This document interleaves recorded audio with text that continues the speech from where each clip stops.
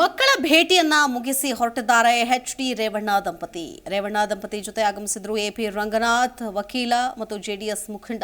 ರಂಗನಾಥ್ ಕೂಡ ಭೇಟಿ ಮಾಡಿದ್ದಾರೆ. ಪ್ರಜ್ವಲ್ ಸೂರಜ್ಗೆ ಬಟ್ಟೆ ಮತ್ತು ಹಣ್ಣುಗಳನ್ನು ನೀಡಿದ್ದಾರೆ ದಂಪತಿ.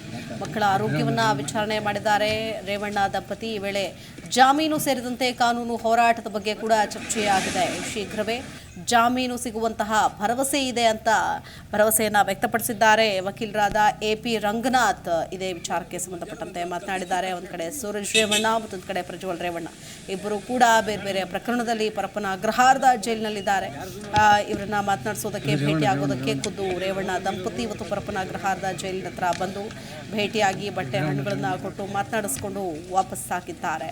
ಇನ್ನು ಇದೇ ಸಂದರ್ಭದಲ್ಲಿ ಜೆಡಿಎಸ್ ಮುಖಂಡ ಮತ್ತೆ ವಕೀಲರಾದಂತಹ ಎಪಿ ರಂಗನಾಥ್ ಕೂಡ ಬಂದಿದ್ರು. ಸೊ ಇನ್ನು ಜಾಮೀನಿನ ಪ್ರಕ್ರಿಯೆ ನಡೀತಾ ಇದೆ ಅನ್ನುವಂತಹ ಮಾಹಿತಿಯನ್ನು ಕೂಡ ಹಂಚಿಕೊಂಡಿದ್ದಾರೆ. ಇದೇ ಸಂದರ್ಭದಲ್ಲಿ AP Ranganath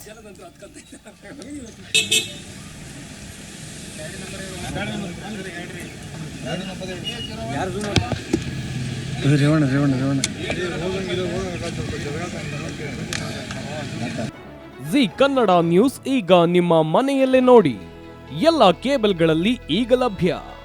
sun Direct 292, Jio TV 1334, U Digital 162, City Cable 51, GTPL 17, Abhishek Cables 821, Rock Line Telecommunication 51, Shri Basaveshwara number 60, Vinayaka Digital number 53, In Digital number 896ರಲ್ಲಿ.